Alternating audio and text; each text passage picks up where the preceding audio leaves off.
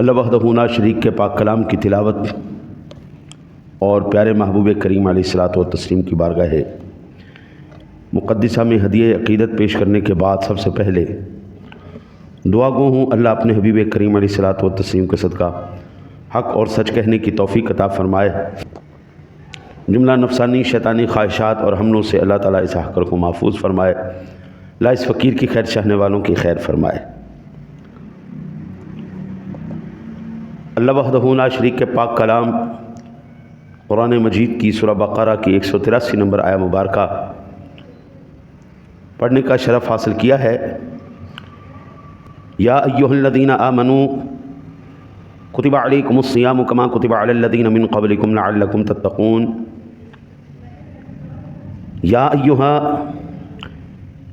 الذین آمنوا میں یا حرف ندا، یعنی اے ایھا جب منادہ پر الف لام داخل ہو تو مذکر کے لیے یا کے ساتھ ایھا بڑھا دیتے ہیں۔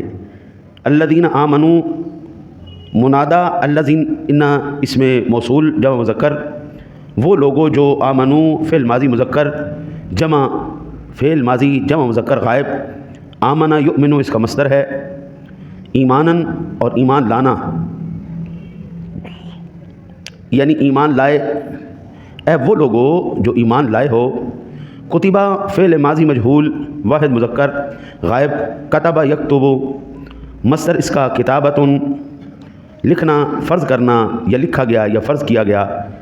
علیکم میں علی حرف جار معنی پر، کم مجرور ضمیر جمع مذکر حاضر تم سب یعنی تم پر، الصیام مصدر روزے رکھنا، صیام صام یصوم اور مصدر صومن و صیامن یعنی روزہ رکھنا، کما میں کاف حرف جار حرف تشبیہ جیسا ما مجرور مصدر یہ کہ جیسا کہ، کتبہ فعل ماضی مجہول واحد مذکر غائب، کتب یکتب مصدر کتابتن لکھنا فرض کرنا لکھا گیا فرض کیا گیا، علی حرف جار پر، الذین مجرور اس میں موصول جمع مذکر، وہ لوگ جو ان لوگوں پر، من قبلکم میں من حرف جار سے قبل مجرور مضاف پہلے، کم مضاف الیہ ضمیر جمع مذکر حاضر تم سے پہلے، لعلکم من لعل حرف مشبہ بالفعل تاکہ، کم ضمیر جمع مذکر حاضر تم تاکہ تم، تتقون فعل مضارع جمع مذکر حاضر اتقا یتقی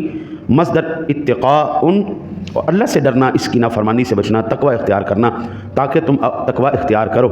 وہ محاورہ ترجمہ یوں ہوگا، یا ایھا الذین آمنوا اے ایمان والو، کتب علیکم الصیام تم پر روزہ رکھنا فرض کر دیا گیا ہے، کما کتب علی الذین من قبلکم جیسا کہ ان لوگوں پر فرض کیا گیا، من قبلکم لعلکم تتقون جو تم سے پہلے تھے تاکہ تم تقوی اختیار کرو۔ حضرات محترم، ہماری زندگیوں میں ایک مرتبہ اللہ تعالیٰ کے فضل و کرم اور اس کے احسان سے ایک مرتبہ پھر رمضان المبارک کی حسین بہاریں آنے جا رہی ہیں۔ اللہ تعالیٰ اپنے حبیب کا صدقہ آپ کو مجھے یہ رمضان المبارک کی مبارک ساعتیں، برکتیں اور اس سے فیوض و برکات حاصل کرنے، اس سے اس کی مغفرت اور بخشش حاصل کرنے کی توفیق عطا فرمائے۔ اللہ تعالیٰ یہ ماہ مبارک ہمارے لیے رحمتوں والا، برکتوں والا، فضل والا، عافیتوں والا فرمائے۔ اللہ تعالیٰ اس ماہ مبارک کی برکت سے ہم میں جو بھی بیمار ہے اللہ تعالیٰ اس کو شفائے کاملہ نصیب فرمائے۔ اس کی برکت سے اللہ تعالیٰ اس فقیر کی خیر فرمائے، عمل علم میں رزق میں برکت عطا فرمائے۔ یا ایھا الذین آمنوا کتب علیکم الصیام، صیام صوم معنی روزہ، صوم کے لغوی معنی ہیں باز رہنا، باز رہنا رک جانا۔ قرآن پاک کے اندر ہمیں اس کی نظیر ملتی ہے، ارشاد باری تعالیٰ ہے فقولی انی نذرت للرحمن صوما، تو کہہ دینا میں نے آج رحمان کا روزہ مانا ہے۔ یہ اماں جی مریم سے اللہ تعالیٰ نے ارشاد فرمایا کہ آپ نے بولنا نہیں ہے، آپ نے چپ رہنا ہے۔ تو چپ رہنا، باز رہنا، یہ صوم کے معنی ہے۔ اور شریعت مطہرہ میں اس کے معنی ہے صبح سے شام تک بنیت عبادت، صحبت سے اور کسی چیز کے پیٹ میں یا دماغ میں داخل کرنے سے باز رہنے کو صوم کہا جاتا ہے۔ یہ اللہ تعالیٰ نے ہمیں روزے دیے کیوں، رمضان شریف کا مہینہ ہمیں کیوں عطا فرمایا؟ قرآن کہتا ہے لعلکم تتقون، تاکہ تم پرہیزگار ہو جاؤ، نیک ہو جاؤ، متقی ہو جاؤ، دل میں صفائی پیدا ہو جائے، نفس کو توڑا جائے، فقیروں مسکینوں کا احساس کیا جائے، ان کے ساتھ تمہاری موافقت ہو، تاکہ تمہیں بھی پتہ چلے تمہارا کھانا تو تمہارے اختیار میں ہے، تمہیں ایک شام کے بعد، ایک وقت کے بعد تمہیں کھانا میسر آ جائے گا، لیکن ایسے بھی ہیں جن کو اس شام کے بعد بھی کھانا میسر نہیں آئے گا۔ یہ موافقت کے لیے مساکین پر دل کو نرم بنانا۔ آپ اندازہ فرمائیے کہ میرے آقا نبی اکرم صلی اللہ علیہ وسلم نے، آپ سرکار نے اس ماہ مبارک کی شرافت کو بیان کرتے ہوئے ارشاد فرمایا عن ابی ہریرہ قال قال رسول اللہ صلی اللہ علیہ وسلم اذا دخل رمضان فتحت ابواب السماء وفی روایت فتحت ابواب الجنہ وغلقت ابواب جہنم وسلسلت الشیاطین وفی روایت فتحت ابواب الرحمہ۔ یہ مسلم شریف کی اور بخاری شریف کی دونوں کی مشترکہ حدیث پاک ہے۔ روایت کرنے والے حضرت سیدنا ابو ہریرہ ہیں، فرماتے ہیں کہ میرے آقا نبی اکرم صلی اللہ علیہ وسلم نے ارشاد فرمایا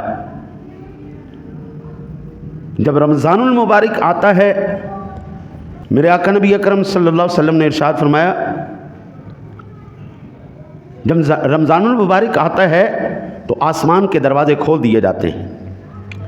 ایک روایت میں ہے جنت کے دروازے کھول دیے جاتے ہیں اور دوزخ کے دروازے بند کر دیے جاتے ہیں، شیاطین زنجیروں میں جکڑ دیے جاتے ہیں، اور ایک روایت میں ہے کہ رحمت کے دروازے کھول دیے جاتے ہیں۔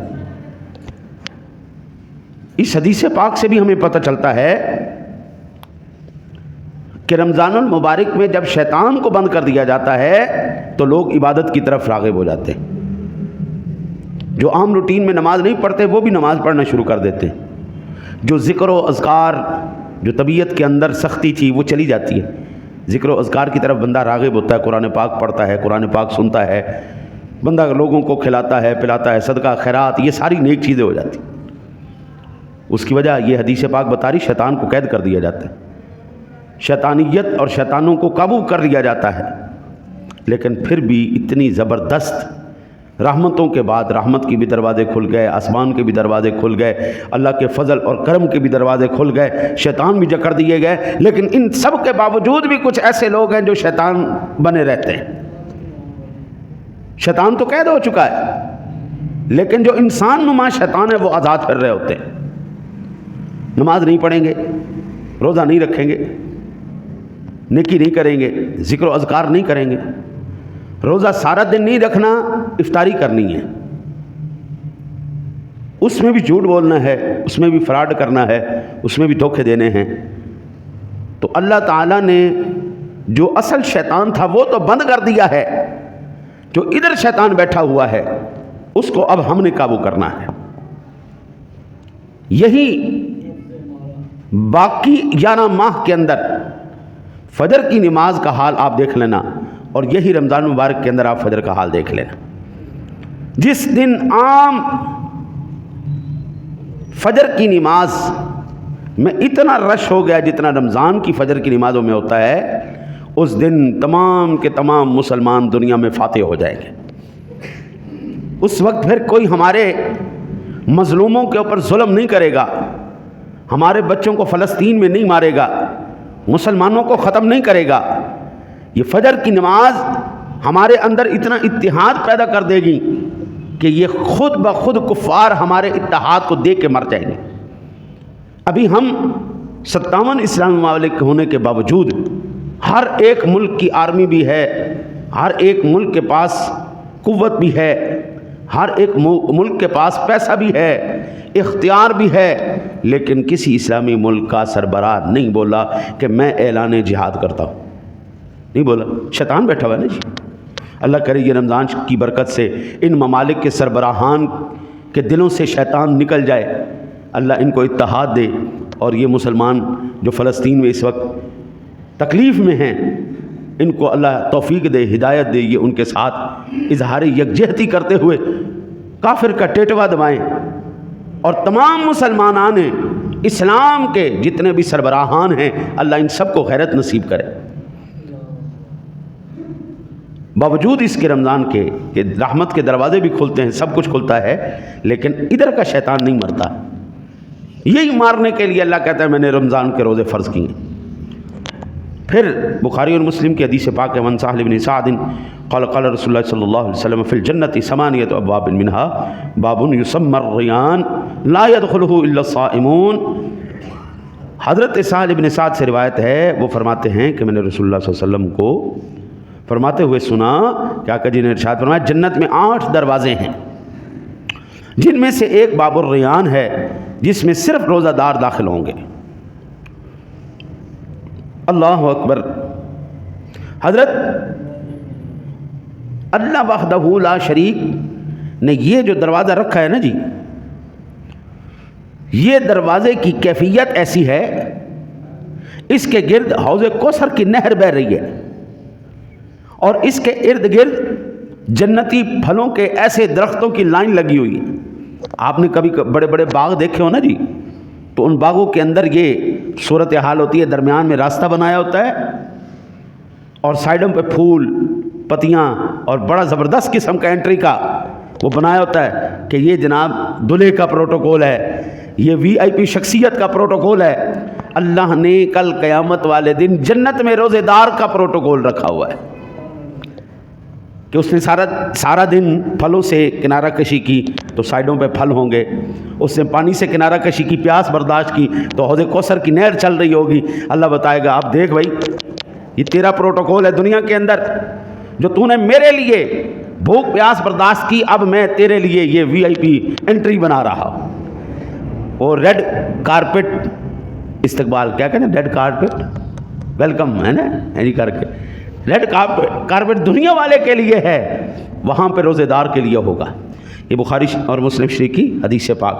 آہا سبحان اللہ۔ فارسی کے ایک شاعر نے بڑے خوب انداز میں ایک شعر کہا، کہتا عاشقاں را نشان است اے پسر، کہتا عاشقوں کی نشانیاں یہ ہیں، عاشق کو بتانا نہیں پڑتا میں عاشق ہوں، عاشق کی عادتیں بتا دیتی ہیں یہ عاشق ہو گیا۔ عاشقاں را شش نشان است اے پسر، کہتے ہیں عاشقوں کی 6 نشانیاں ہیں۔ پہلی آہ سرد،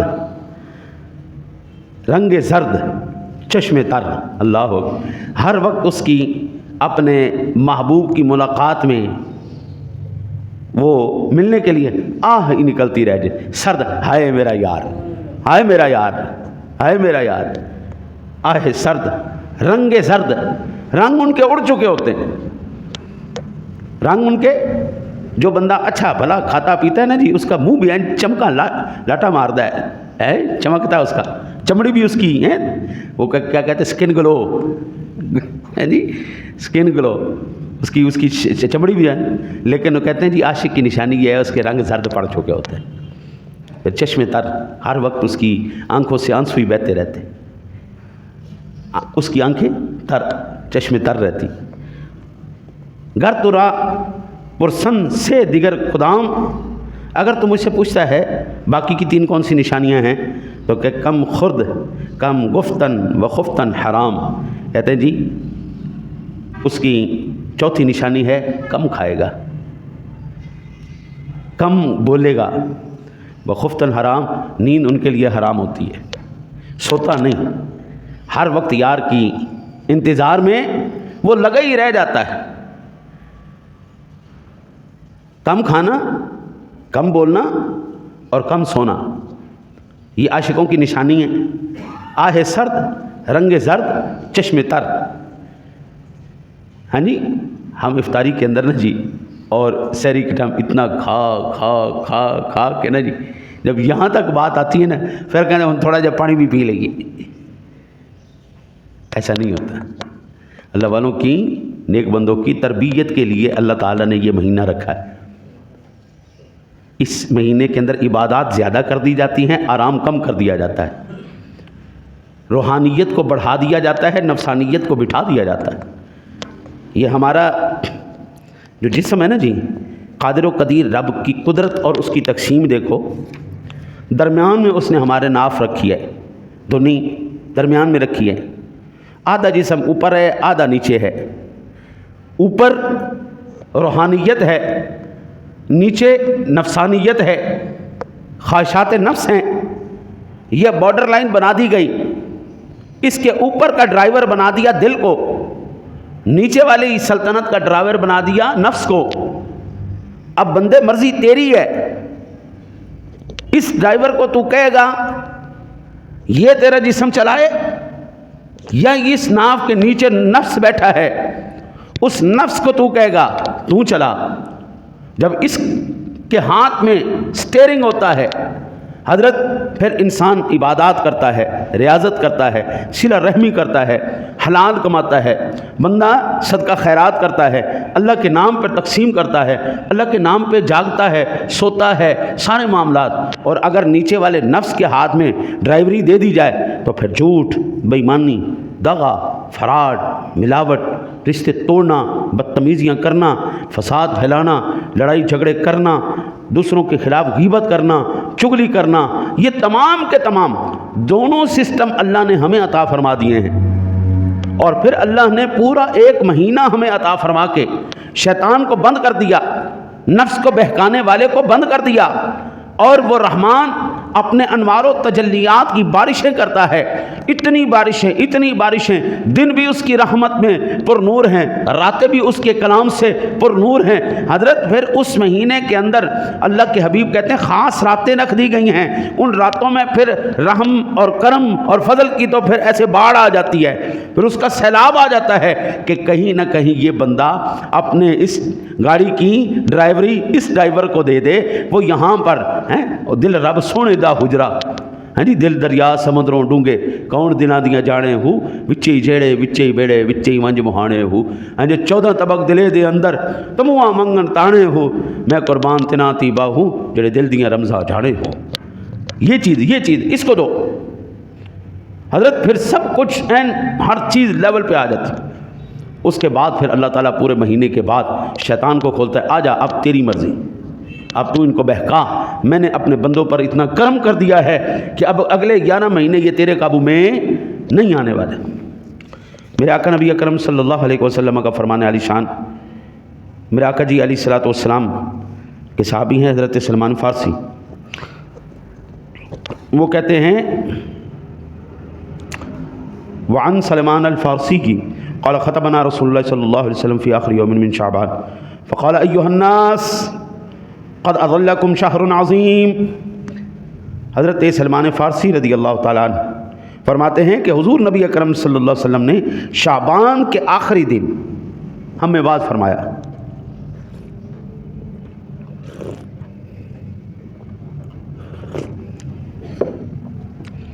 آقا جی نے ارشاد فرمایا، اے لوگو، یا ایھا الناس قد اظلکم شہر عظیم، تم پر ایک عظیم مہینہ سایہ فگن ہونے والا ہے۔ شہر مبارک، بڑی برکت والا مہینہ ہے۔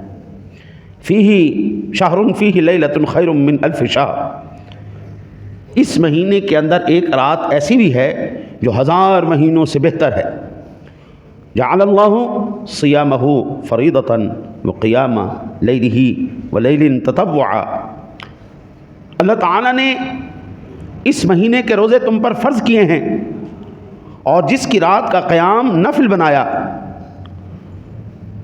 اور من تقرب فیہ बिखस्लतिन मिनल खैर कान कमन अद्दा फरीदतन फ़ीहा फ़ीमा सिवाहु वमन अद्दा फरीदतन फ़ीही कान कमन अद्दा सबईन फरीदतन फ़ीमा सिवा। आका जी ने इरशाद फरमाया, जो इस माह में नफली भलाई से क़ुर्ब हासिल करे तो उसने जो इस महीने में नफिल अदा करे तो गोया जिस तरह उसने दूसरे महीनों में फ़र्ज़ अदा किए हैं अल्लाह उसको इतना सवाब अता फरमाएगा। और जिसने इस महीने में फ़र्ज़ अदा किया, नमाज पढ़ी, वितर पढ़े, तो अल्लाह ताला उसको 70 गुना सवाब अता फरमाएगा। सबईन फरीदतन, तो अल्लाह ताला उसको इतना सवाब अता फरमाएगा जिस तरह दूसरे महीनों में उसने 70 फ़र्ज़ अदा किए। मैंने नमाज फ़जर के बाद एक क्लास का आगाज़ किया हुआ है जिसके अंदर नमाज की तमाम तर हमने जो इब्तदा की थी, तर्जुमे के साथ हमने इब्तदा की थी। अब हमारे एक साथी अब्दुल हमीद साहब हैं, वो छपवा रहे हैं इंशाअल्लाह ताला अज़ीज़, जल्द ही वो छप के आप लोगों के हाथ तक आएगी इंशाअल्लाह। उसके अंदर भी मैंने वो सारी चीज़ें लिखी हैं। मैंने अपने नमाजी हमारे साथी हैं, यहाँ पर चंद साथी मौजूद हैं, जावेद साहब तशरीफ़ फरमा है और दीगर हमारे साथी जो बड़ी उम्र के हैं, उन्होंने नमाज तर्जमे के साथ सीखी, नमाज के वाजिबात सीखे, नमाज की मुफसिदात सीखे, नमाज के फ़राइज़ सीखे, नमाज की शराइत सीखी। फिर मैंने उनको जनाज़ा सिखाया, जनाज़ा पढ़ाना सिखाया, फिर उनको मैंने गुस्ल मैयत सिखाया। इंशाअल्लाह किसी दिन ज़िंदगी रही तो मैं प्रैक्टिकल भी उनको सिखाऊँगा कि मैयत को गुस्ल किस तरह देते हैं। ये कोई इतनी बड़ी बात नहीं है, बहुत बड़ा हवा नहीं जिसके लिए गसाल ही की ज़रूरत हो। आप भी तो नहाते हैं, है नी, बस आप खड़े होकर नहाते हैं, उसको हम लिटा के नहाते हैं। बातें वही हैं जो आप खड़े होकर करते हैं, उसको लेटे हुए के साथ हम करेंगे। ये सारा इंशाल्लाह मैं प्रैक्टिकल करके भी सिखाऊंगा। अब हमने 23 सिपारे कुरान पाक के तर्जमा और तफसीर के साथ मुकम्मल कर लिए। उस क्लास को ये तीसरा साल है और इंशाअल्लाह ताला अज़ीज़ मेरा इरादा ये रहेगा कि मैं इस साल रमज़ान मुबारक के अंदर इस क्लास को 27वीं तक मैं जो है मुकम्मल करें हम कुरान पाक। 3 साल के अंदर तर्जमा तफसीर के साथ कुरान पाक मेरे इन साथियों ने पढ़ा। और आप इनसे हल्फन पूछ सकते हैं कि इन्होंने मुझे कोई 1 रुपया भी फ़ीस दी है? हल्फन इनसे पूछें, मैंने 1 रुपया उनसे फ़ीस नहीं ली। अल्लाह और उसके रसूल की रज़ा के लिए पढ़ाया है और कोई किसी के लिए पाबंदी नहीं कि कौन आ सकता है और कौन नहीं आ सकता। कोशिश करें। ये रमज़ानुल मुबारक के अंदर हज़रत मैं नाम नहीं लेता, मुझे एक साथी ने कहा हम रिटायर हुए, इस वक्त मेरी उम्र 66 साल है, कहने लगे खुदा की कसम आज हमें पता चला है नमाज कैसे पढ़ते हैं। हर एक बंदा इस ज़ोम में ज़रूर है कि मैं नमाजी हूँ, मैं नमाज पढ़ रहा हूँ। ओ बाबू, नमाज की शराइत देख, नमाज के फ़राइज़ देख, तुझे पता चलेगा कि नमाज एवं कोई किसी इवेंट का या किसी एक्शन का नाम नहीं है। बाकायदा पूरा एक सिलेबस है, बाकायदा पूरी उसके अंदर चीज़ें हैं, नमाज की शराइत हैं, नमाज के फ़राइज़ हैं। आप जब तक वो नहीं अदा, उनमें से एक फ़र्ज़ जो है अगर वो छूट जाए, नमाज के अंदर से एक फ़र्ज़ अगर छूट जाए तो हज़रत नमाज नहीं होती। आप 100 नफिल पढ़ें, अब उसमें से एक फ़र्ज़ मैं आपको अर्ज़ करूं जिसमें अक्सर लोग फ़ेल हो जाते हैं, वो है जी क़िराअत। ये फ़र्ज़ है, क़िराअत फ़र्ज़ है। नमाज के अंदर क़िराअत फ़र्ज़ है और कुरान को मजहूल पढ़ना, लहन जली अगर हो जाए गैर इरादी तौर पर तो वो एक आधी मर्तबा माफ़ है, वो गुनाह कबीरा है, तौबा करने से अल्लाह माफ़ करेगा। लेकिन अगर बंदा जानबूझ के कर रहा है, लहन जली हर्फ की जगह हर्फ को बदल देना जिससे मानी बिल्कुल बदल जाते हैं। मोटी सी मिसाल मैं आपको अर्ज़ करता हूँ। ये हा आंखों वाला नहीं, दूसरा हा काफ मीम, इसको हम कैसे पढ़ेंगे? इसको हम تین طرح پڑھ سکتے ہیں.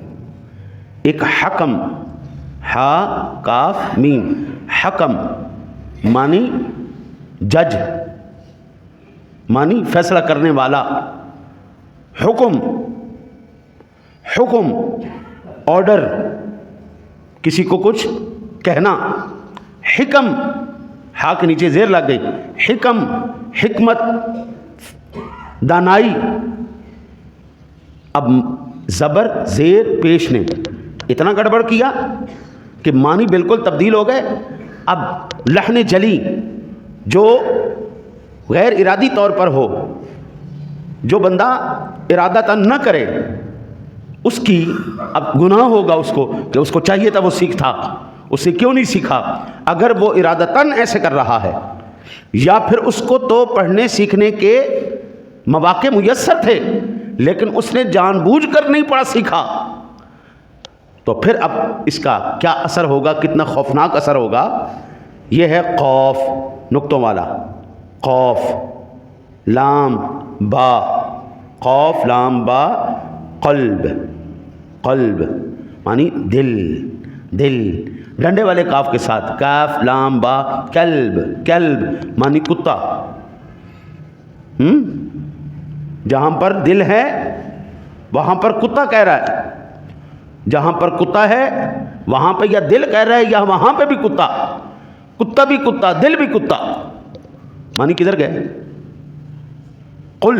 اکثر جو میں نے نماز کے اندر جن کو پڑھتے ہوئے دیکھا یا سنا وہ سورہ اخلاص پڑھتے ہیں، قل هو اللہ احد، قل قل قل ہو، کہو کہو، قوف نقطے والے کاف کے، قوف لام، قل کہو کہو کہو یا فرماؤ، ہاں جی موقع محل کے مطابق. لیکن اس کو ہم قل اکثر نہیں پڑھتے، کل پڑھتے، کل. کل معنی سارے یا کھاؤ، دو معنی میں آ رہا. تو اکثر جو قل ہو اللہ بھی پڑھ رہے ہیں وہ بھی غلط پڑھ رہے ہیں، ان کو تو وہ بھی نہیں آ رہی. قل ہو اللہ یہ قرآن بعد میں ہے، حروف قریب الصوت کے معاملے بعد میں ہیں. قریب الصوت میں سین کو سا کے ساتھ، سا کو صاد کے ساتھ، ان کے اندر کوئی تمیز نہیں رہی. سا زال و اس میں کوئی تمیز نہیں رہی. یہ تو جو خانہ خراب کیا سو کیا. اعوذ باللہ ا ا ا ا ا عو عو عو اعو اعو اعو اعو اعوذ باللہ، اعوذ باللہ یہ بھی نہیں آتی. تو نماز کے اندر سے کیا گیا؟ فرض گیا. نماز کے اندر سے فرض گیا. میں نے یہاں پر علل اعلان سینہ ٹھوک کے کہا ہے سب کو، آپ مجھ سے اسٹامپ لکھوائیں اور مجھ سے کہیں کہ آپ ہمیں نماز سکھائیں، فی سبیل اللہ سکھائیں. اگر میں 1 روپیہ بھی آپ سے لوں، خدا کی لعنت ہو مجھ پر لعنت ہو، میرے اگلوں پچھلوں پر اللہ کی لعنت ہو، میں نماز سکھانے کے آپ سے پیسے لوں. علل اعلان ہے. اب اگر کوئی یہاں نہیں آ رہا نا، میں قصوروار نہیں ہوں. آپ مجھے کہتے ہیں جی فجر کی نماز کے بعد ہمارے پاس ٹائم ہے، فجر کے بعد آ جاؤ. آپ کہتے ہیں جی ہمارے پاس عشاء کے بعد ٹائم ہے، عشاء کے بعد آ جاؤ. یہاں پہ اکٹھے ہو جاؤ، میں تمہیں قرآن سکھاتا ہوں. مجھ سے اسلام لکھواؤ، میں تم سے پیسہ لوں تو خدا کی لعنت ہو مجھ پر. دین سکھانے کے لیے بھی اب میں آپ سے پیسے لوں گا، نماز سکھانے کے لیے. اللہ کے بندے ساری عمر گزر گئی، یہ رمضان کا مہینہ آ رہا ہے. اس رمضان کے مہینے میں صبح سے لے کے شام تک جو قرآن پڑھ رہے ہیں نا، اور اس کیفیت میں پڑھ رہے، جو میں نے آپ کو بھی عرض کیا کہ ان کو پتہ نہیں ہے کہ کیا تلفظ ہو رہے ہیں. غلط غلط پڑھی جا رہے ہیں، غلط تلاوت کیے جا رہے ہیں. اللہ کے نیک بندو، وہ غلط تلاوت کرنے پر نہ اللہ راضی ہوگا نہ قرآن راضی ہوگا. حضور جناب رسالت مآب صلی اللہ علیہ وسلم نے ارشاد فرمایا، رب قارئ للقرآن والقرآن یلعنہ. بعض قاری ایسے ہیں جب قرآن پڑھتے ہیں قرآن ان پر لعنت بھیجتا ہے. میں آپ موٹی سی مثال دوں آپ کو. آپ کسی ساتھی کے ساتھ بیٹھے ہوں، کبھی اس کا کان کھینچ رہے ہیں، کبھی اس کی داڑھی کھینچ رہے ہیں، کبھی اس کی آنکھ میں انگلی مار رہے ہیں، کبھی اس کے سر پہ سے تپکلی مار رہے ہیں. ہاں جی، آپ اس کو منٹ بعد وہ کیا کہے گا؟ پہلی مرتبہ تو چلو 1 آدھی مرتبہ یا 2 مرتبہ تو وہ برداشت کر جائے گا. لیکن جب آپ مسلسل کبھی کان کھینچ رہے ہیں، کبھی آنکھ میں انگلی کر رہے ہیں، کبھی منہ میں انگلی کر رہے ہیں، کبھی تبلی مار رہے ہیں، تو وہ کیا کہے گا؟ یار تیری مہربانی تو میرے کو نہ بہ. اگر آپ پھر بھی باز نہیں آئیں گے تو کیا کرے گا؟ اور دفع ہو جا، لے جا میرے مگنوں کی میرے پیچھے پہ گیا تو۔ حضرت قرآن پاک کو جو خوبصورت پڑھتا ہے نا تو قرآن کہتا ہے مجھے مزہ آ رہا ہے، مجھے اور پڑھو۔ اور جب قرآن پاک کے ساتھ اس طرح زیادتی کی جاتی ہے کہ پڑھنے والے کو پتہ ہی نہیں ہے میں نے پڑھنا کس طرح ہے، میں نے ادا کس طرح کرنا ہے، حضرت تو پھر ایمان سے بتائیں اس کو قرآن شاباش دے گا۔ میرے آقا نبی اکرم صلی اللہ علیہ وسلم نے ارشاد فرمایا وہ شہر الصبر والصبر ثواب الجنہ وشہر المواسات، یہ صبر کا مہینہ ہے، اس میں صبر کیا جائے گا، اور یہ مواسات کا مہینہ ہے۔ مواسات غم خاری کا مہینہ ہے۔ مجھے تکلیف ہے، مجھے درد ہے ہر اس مسلمان کی جو نماز تو پڑھ رہا ہے، ایکشن تو کر رہا ہے، لیکن آگے سے ری ایکشن کوئی نہیں آ رہا۔ ایکشن کا ری ایکشن بھی جب ہی ہوگا جب صحیح معنوں میں ہوگا۔ حضرت یہاں پر کچھ فوجی حضرات بھی بیٹھے ہیں، جب فوجی کا جونیئر کسی سینئر کے پاس جاتا ہے تو اس کے چہرے کے سامنے ہو کے سلوٹ مارتا ہے، یہ نہیں کہ اس کے چہرے کے پاس کھڑا ہو کے منہ پھیر لے اور پھر سلوٹ مارے، یہ توہین ہے، یہ بڑے افسر کی توہین ہے۔ چہرہ بھی اس کی طرف ہوگا، سلوٹ بھی اسی کو ماری جائے گا، اور اگر وہ آئے اس کو سلوٹ نہ مارے، وہ اس کا احترام نہ کرے تو حضرت یہ اس کی توہین تصور کی جاتی ہے۔ قوانین کے قاعدے کے مطابق اس کو وہاں سے نکال دیا جاتا ہے، تجھے تو تمیز ہی نہیں، پہلے اس کو پنشمنٹ دی جاتی ہے، سیکھو اس کو ایسے کرنا ہے، ایسے کرنا ہے، پوری تربیت کی جاتی ہے۔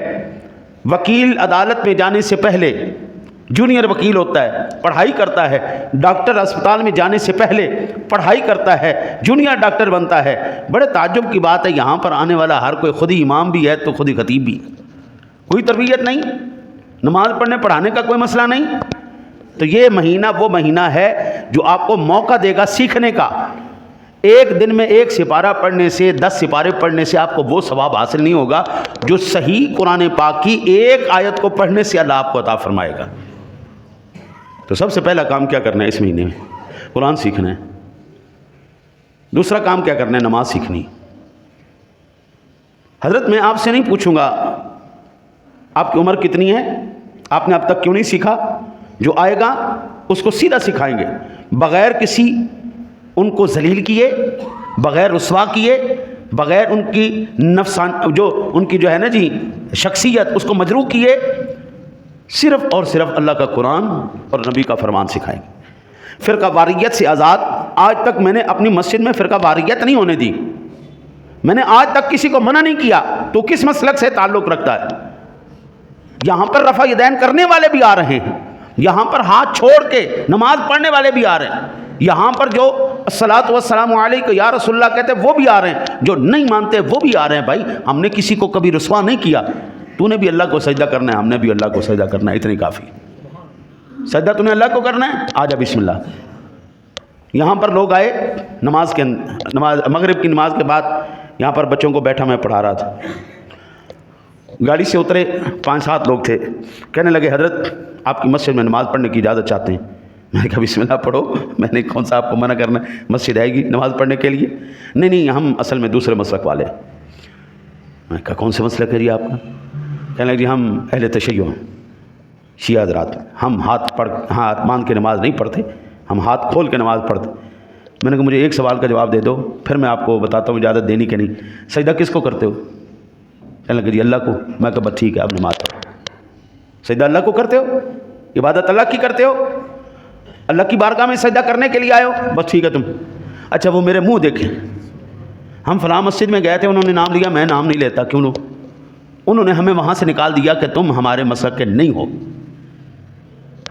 حضرت کچھ خوف خدا کرو، یہ جو فرقہ وارانہ فسادات ہیں نا، انہوں نے اس وقت اتنا خوفناک شکل اختیار کر لی، ہمارا نوجوان اس وقت اللہ سے دور ہو گیا ہے۔ آپ تو اپنے مسلک کا چورن بیچنے پھر رہے تھے کہ میرے مسلک میں آؤ، میرے مسلک میں آؤ، آپ تو مسلک کی چورن لے کے پھر رہے تھے، لوگوں نے رب کا انکار کر دیا ہے، وہ دہریت کی طرف ہمارا نوجوان چلا گیا ہے۔ ہم اپنے گھر کے جھگڑوں کو، علمی اختلافات کو بعد میں نبیڑ لیں گے، آؤ پہلے یہ کرو۔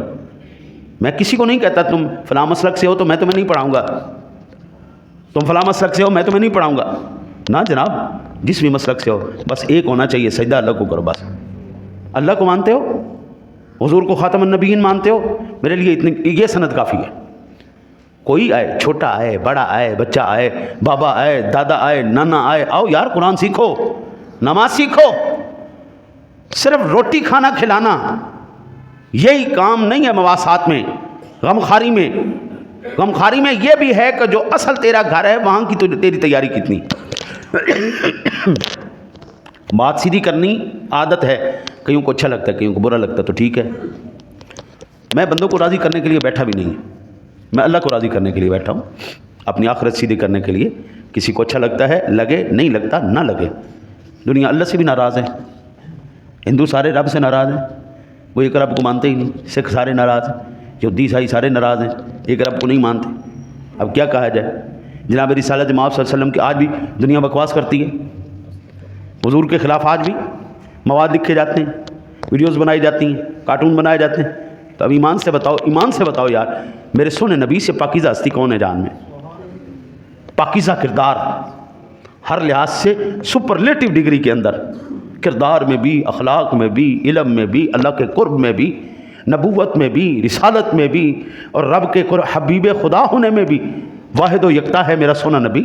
لوگ تو ان سے بھی ناراض ہیں بھائی، مجھ سے۔ جس مولوی سے دنیا ناراض نہ ہو ان دے کام خراب ہے۔ ایک ہے ہستی اس دنیا کے اندر جس سے کوئی ناراض نہیں، جس کو کہتے ہیں عزازیل عرف ابلیس، سارے اس سے راضی ہیں۔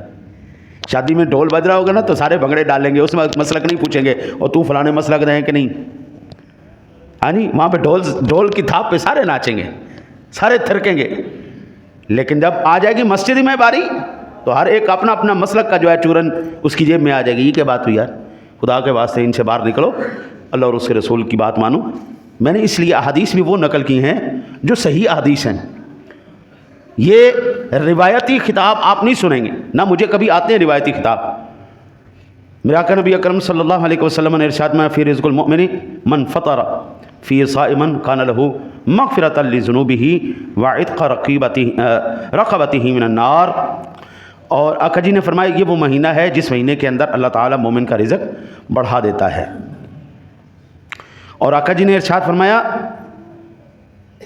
جو بندہ اس مہینے میں کسی مسلمان کو روزہ افطار کرائے اللہ تعالیٰ اس کے تمام گناہوں کو بخش دیتا ہے اور اس کی گردن جہنم سے آزاد فرما دیتا ہے۔ یار میں نے اکثر جو ہے نا جی یہ بات میں نے آپ سے عرض کی ہے، ہمارے جتنے بھی مسلمان وہ بھائی ہیں، یہ حدیث پاک میرے پاس ہی پڑی ہوئی ہے، میں پچھلے دنوں میں نے عصر کے درس میں میں نے عرض کی تھی، میں آپ کو سنا دیتا ہوں تاکہ ہمارے پاس سند ہو جائے۔ میرے آقا نبی اکرم صلی اللہ علیہ وسلم نے ارشاد فرمایا، قال النبی صلی اللہ علیہ وسلم الا اخبرکم بشر الناس منزلا قیل نعم قال الذی یسأل باللہ ولا یعطی بہ، رواہ احمد۔ آقا جی نے ارشاد فرمایا اپنے صحابہ سے، میں تمہیں نہ بتاؤں سب سے بدترین درجے والا انسان کون ہے؟ عرض کی یا رسول اللہ ضرور بتائیے۔ فرمایا سب سے بدترین انسان وہ ہے جس سے اللہ کے نام پہ سوال کیا گیا اور وہ اللہ کے نام پہ نہیں دیتا، اور سب سے بدترین مانگنے والا وہ ہے جو ہر ایک کے سامنے دستے سوال دراز کر دے۔ یہ سب سے بدترین مانگنے والا ہے، اللہ کے نام خیرات اور بھیک مانگنے کے لیے استعمال کر رہے، بدترین آدمی ہے، ہر ایک سے سوال کرنے والا۔ سوال صرف صاحب حیثیت سے کیا جائے، اور پھر حضور نے فرمایا جو بندہ صاحب حیثیت ہو اور وہ اللہ کے نام پر مانگنے پر نہ دے وہ دنیا کا سب سے بدترین انسان ہے۔ حضرت یہ تمام کے تمام مسائل یعنی بھیک مانگنے کے بھی اصول ہیں، بھیک کس سے مانگی جائے گی اور کس سے نہیں مانگی جائے گی یہ بھی قرآن و حدیث کے اندر مینشن ہے۔ میں نے کئی مرتبہ یہ عرض کیا ہے، میں پھر انشاءاللہ زندگی رہی تو کبھی عرض کروں گا، اس مہینے کے اندر آپ نے فطرانے دینے، صدقے دینے، آپ کو ہر ادارے کا رمضان آ جائے گا، پھر اس کے بعد قربانی آ جائے گی، یہاں پر ٹیگ لگ جائیں گے، کھالے ہمیں دیں، فطرانے ہمیں دیں، زکوٰۃ ہمیں دیں، خیرات ہمیں دیں، ہمارے ہاں مسکین بچے پڑھ رہے ہیں، ہمارے ہاں یتیم بچے پڑھ رہے ہیں۔ یہ سب لوگ مجرم ہیں اس حدیث کے پیش نظر، اس سے بڑے مجرم ہم بن رہے ہیں۔ قرآن پاک نے زکوٰۃ کے، خیرات کے 8 مصارف بیان کیے ہیں۔ 8 مصارف میں سب سے پہلا مصرف تمہارے اپنے خاندان کے لوگ ہیں۔ سب سے پہلا مصرف صلہ رحمی کہہ لو، آتی ذی القربیٰ کہہ لو، سب سے پہلا مصرف قرآن نے تمہیں تمہارے خاندان والوں کو کہا ہے۔ بیٹا ماں کو نہیں دے سکتا، باپ کو نہیں دے سکتا، باپ بیٹے کو کوئی نفلی صدقہ خیرات یا واجبی صدقہ نہیں دے سکتا، بھائی بھائی کو دے سکتا ہے، بھائی بہنوں کو دے سکتا ہے، باقی رشتہ داروں کو، ماں باپ دادا دادی نانا نانی، اس طرح پوتا نواسا پڑپوتا، ان کو صدقہ خیرات نہیں دیا جا سکتا۔ جن سے وہ ہے اور جو ان سے ہیں، ادھر صدقہ خیرات نہیں جائے گا، آس پاس سارا جائے گا، بہنوں میں جائے گا، بھائیوں میں جائے گا، کزنوں میں جائے گا۔ ہمارے ہاں پنجابی میں نام لیے جاتے ہیں ملویر، پھپھیر، مسیر، پتریر، یہ ہم نام لیتے ہیں۔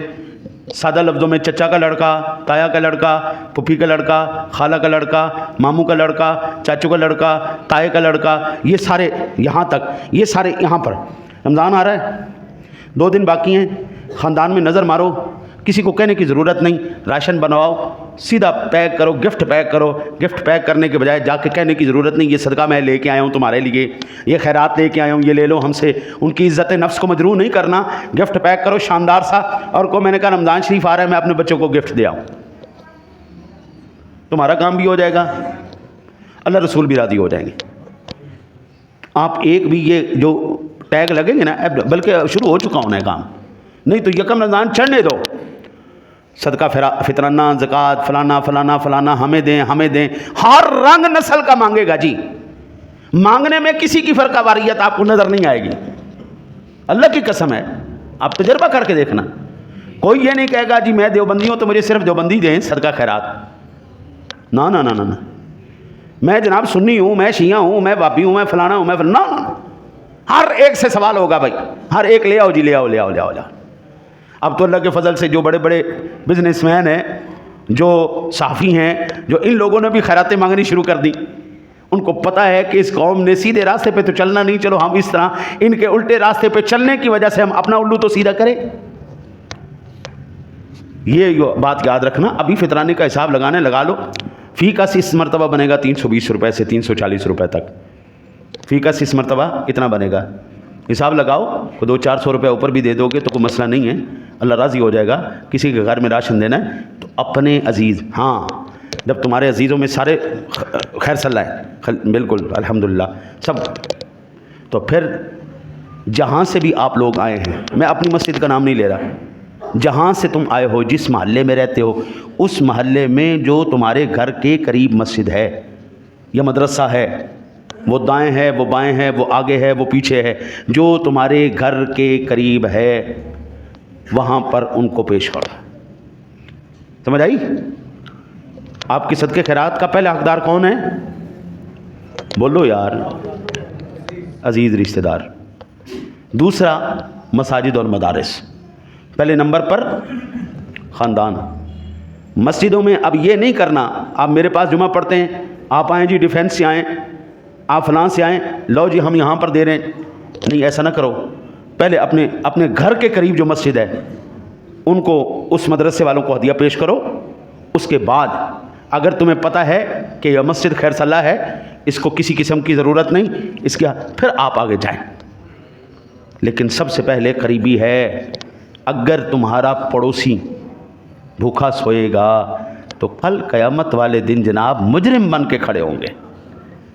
اب اس پڑوسی کے اندر آپ پڑھو حدیثیں، کہیں پر رسول اللہ صلی اللہ علیہ وسلم نے یہ نہیں کہا وہ مسلمان ہو یا غیر مسلم ہو، پڑوسی کا کہا ہے، کیونکہ آج کل اسلام اور کفر کے پیمانے بھی اپنے ہو گئے نا جی، یہ بدعتی ہے تو یہ مشرک ہے، تو اس لیے حضور نے وہ پیمانے ہی ختم کر دیے تھے۔ دعا کرتے ہیں اللہ تعالیٰ آپ کو مجھے یہ آنے والی مبارک ساعتوں سے فیض یاب فرمائے.